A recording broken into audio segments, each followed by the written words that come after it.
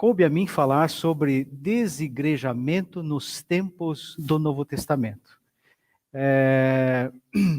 Eu confesso que foi realmente um desafio muito grande pensar sobre esse tema, tendo em vista que o desigrejamento é um fenômeno muito recente, né? Cerca aí de 10, 12 anos, e falar sobre o desigrejamento nos tempos do Novo Testamento foi um desafio e também uma oportunidade para pensar a respeito daquelas pessoas do Novo Testamento que acabavam abandonando a comunidade cristã, né? E foi um tempo realmente muito frutífero ao preparar esses slides aqui, ok? Então vamos lá, sem mais delongas, tá? Em primeiro lugar, algumas questões iniciais. Quando foi me passado o tema, eu fiz algumas perguntas a mim mesmo. Como era o desigrejamento nos tempos do Novo Testamento? Quem eram os que se desigrejavam? Por que motivo se desigrejavam? Que tipos de desigrejados havia no primeiro século? E como a igreja lidava com os desigrejados? Foram as perguntas que eu fiz a mim mesmo, né? E com base naquilo que a gente conhece do Novo Testamento, eu fui atrás dessas respostas. Tá? Em segundo lugar, o meu objetivo é fazer uma correlação entre os desigrejados do primeiro século e os desigrejados dos dias de hoje. E, por último, o que os desigrejados de hoje deveriam considerar e o que a igreja de hoje deveria repensar em relação às situações que ensejam o desigrejamento nos tempos atuais. Eu vou emprestar, na realidade, esse termo desigrejamento e desigrejados aqui para falar sobre aquelas pessoas que deixavam as comunidades cristãs lá do primeiro século. Eu vou emprestar esse termo porque, na realidade, tecnicamente falando, não é o termo mais apropriado para caracterizar aqueles que deixavam as comunidades cristãs no primeiro século, né? Mas eu vou depois estabelecer a diferença entre os desigrejados lá do primeiro século e os desigrejados dos dias de hoje. Em primeiro lugar, os riscos de desigrejamento nas igrejas do Novo Testamento. Tá? Os riscos de desigrejamento no Novo Testamento, tanto quanto desvio da fé em Cristo, que são duas coisas diferentes, né? Uma coisa eu vou deixar a comunidade, a igreja local, outra coisa é você abandonar a fé em Cristo, né? Esses riscos, na realidade, são um fato bem estabelecido no Novo Testamento. Desde os evangelhos até o Apocalipse, que foi o último livro lá da Bíblia e talvez o último a ser escritos, né? É possível traçar, desde os tempos de Jesus, ali, até mesmo nos ensinos de Jesus, nas suas parábolas, né?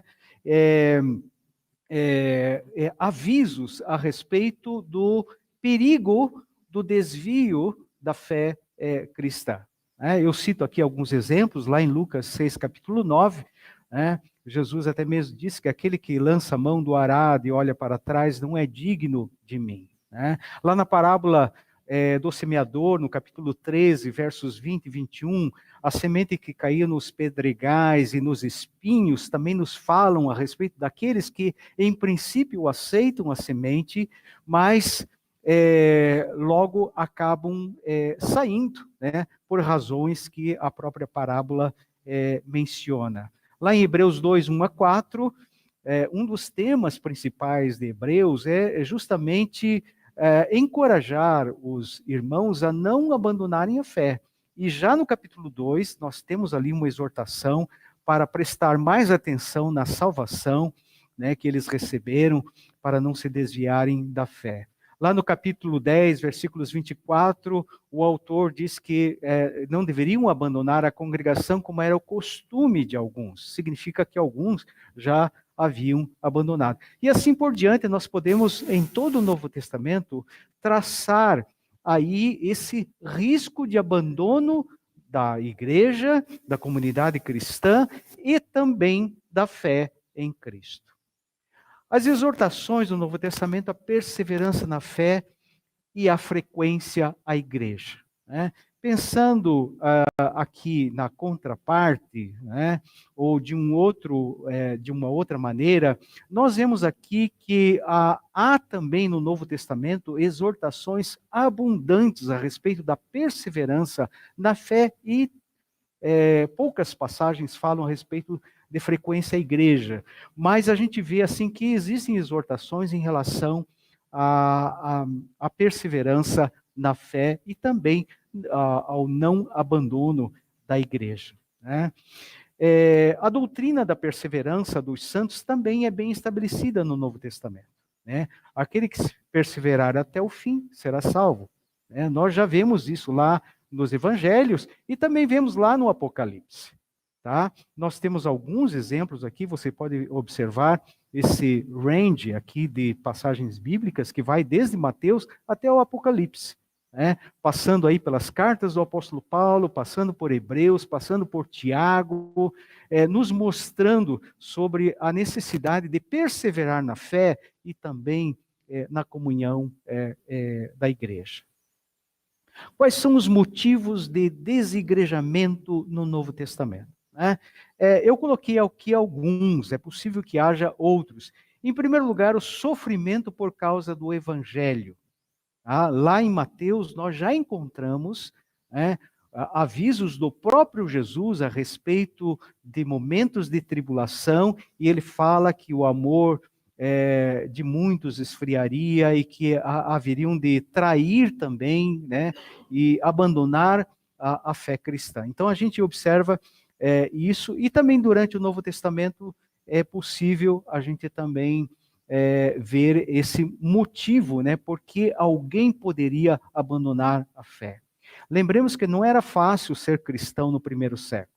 Né? Era bem mais confortável ser judeu, né, e frequentar a sinagoga, porque eles desfrutavam de um status melhor na sociedade romana do que os cristãos, que eram considerados uma seita, né, e aí, de certa forma, subversiva.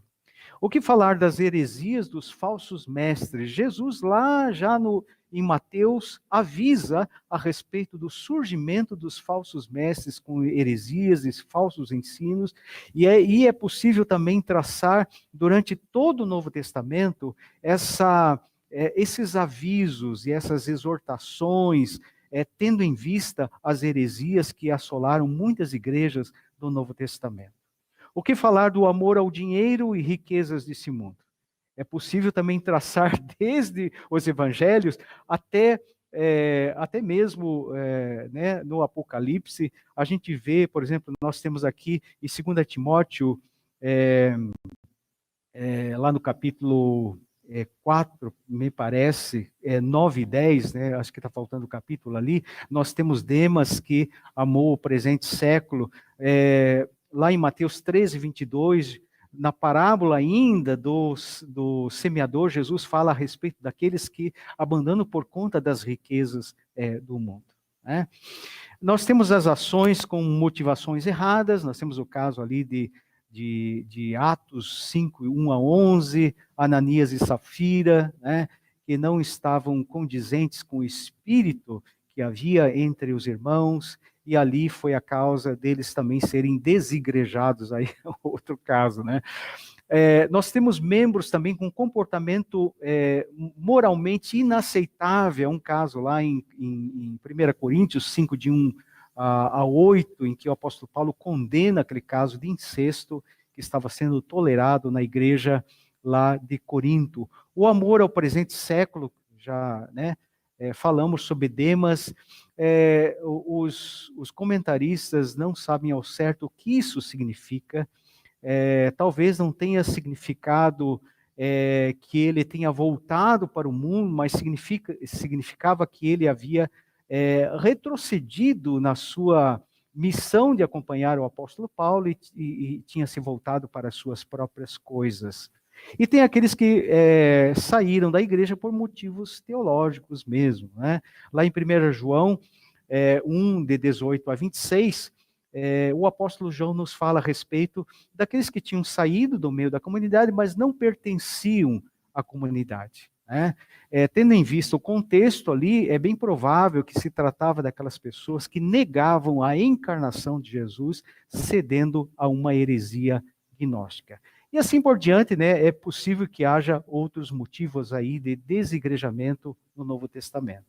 Tá? Tipos de desigrejados no Novo Testamento. Eu consigo ver dois tipos de desigrejados no Novo Testamento. Aqueles que abandonavam a fé e a comunidade, fosse por motivos morais, esfriamento espiritual, discórdia com a liderança da igreja e outros, e que eram passíveis de serem recuperados. Eram passíveis de serem recuperados. E o segundo grupo é daqueles que abandonavam a fé cristã e a comunidade sem muitas chances de serem recuperados. Alguns se tornavam inimigos, até mesmo da fé cristã e do próprio Jesus, como a gente vê na carta ali aos Hebreus, né? E também em algumas cartas de Paulo, lá em 1 Pedro também. E a esses últimos, o Novo Testamento os coloca na categoria de apóstatas, né? Apostasia, gente, é um estado espiritual diferenciado daqueles que simplesmente esfriam na fé, né? Se você pegar um dicionário teológico, você vai observar que a apostasia é considerada um pecado mais grave, né? Hebreu chega a dizer que é impossível que sejam recuperados. Está lá no capítulo 6. Não porque Deus não possa perdoar, mas porque talvez tenham ultrapassado um limite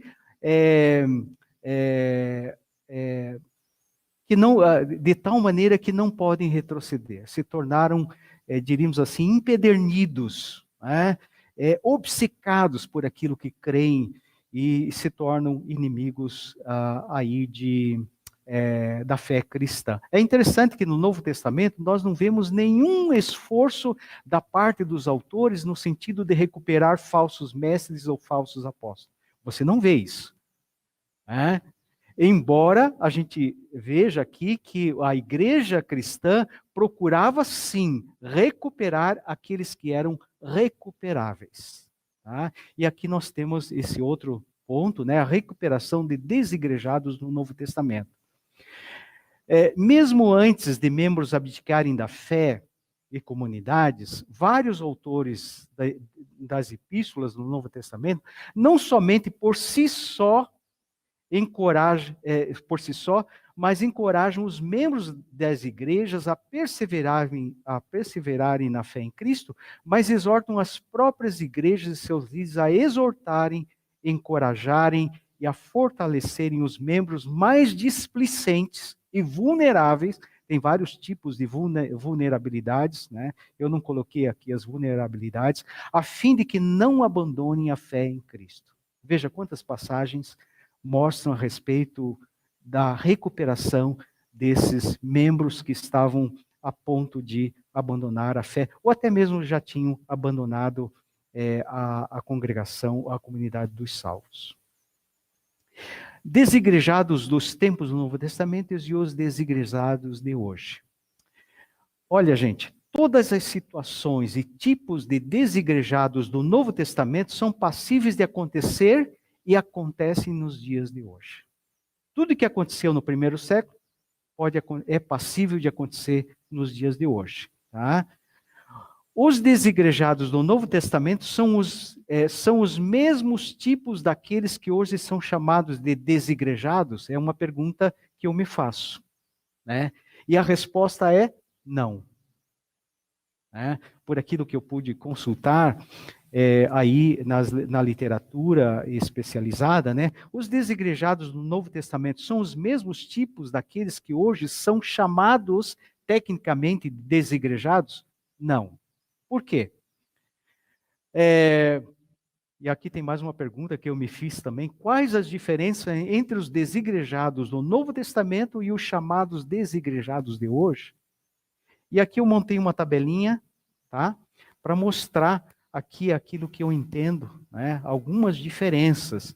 Você veja, nos tempos do Novo Testamento, a igreja estava no seu início. Era uma igreja embrionária, simples na sua estrutura, simples na sua eclesiologia, era uma igreja que estava se estruturando, se reinventando e ainda não havia se institucionalizado, né, de maneira plena. Hoje não. Hoje nós temos uma igreja institucionalizada. A igreja de hoje é uma igreja institucionalizada. E esse é um dos itens pelos quais é um dos itens de reclamação dos desigrejados. Eles são contra a igreja institucionalizada. Eles não são contra a fé cristã. Eles são contra a institucionalização da igreja dos dias de hoje. Né? Nos tempos do Novo Testamento, eles abandonavam a fé temporariamente ou definitivamente. Hoje, os desigrejados, tecnicamente falando, abandonam a igreja enquanto instituição, mas não a fé cristã. Tá? Nos tempos do Novo Testamento, os valores e paradigmas eram diferentes dos dias de hoje. Hoje nós estamos no pós-modernismo. Né? O que é o pós-modernismo? Né? Há uma mudança de paradigmas. Por exemplo, hoje, um dos itens do pós-modernismo é cada um tem a sua verdade. Né? Você é livre para pensar e criar a sua própria verdade. Insubmissão à autoridade também é um outro item também importante da modernidade. Então você veja que hoje as coisas se tornaram muito pessoais, muito individuais. Né? E aqui nós temos uma outra questão, a cultura caracterizada pela coletividade, que era a cultura daqueles dias. Né? Quando um pai se convertia, a família toda se convertia. Né? Hoje não, a cultura ela é caracterizada pela individualidade, né? Especialmente aqui no Ocidente. A gente dá muita ênfase à individualidade, aos direitos individuais. Né?